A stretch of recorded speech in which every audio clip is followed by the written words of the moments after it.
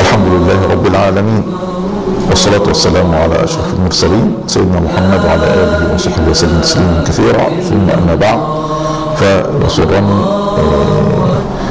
كأمين عام بمحافظة الإسكندرية أن أهنئ إخواني العاملين في حزب النور وإخواني ومشايخي في الدعوة السلفية وكل أبناء الإسكندرية وكل أبناء مصر وكل أبناء العالم الإسلامي بعيد الأضحى المبارك. نسأل الله عز وجل أن يعيده علينا أعواما عديدة وعصورا مديدة بكل خير وبركة بإذن الله. نقول لهم تقبل الله منا ومنكم صالح الأعمال، ونسأل الله سبحانه وتعالى أن ييسر لنا حجة مبرورة إلى بيته الحرام، وأن نجتمع جميعا على عرفات.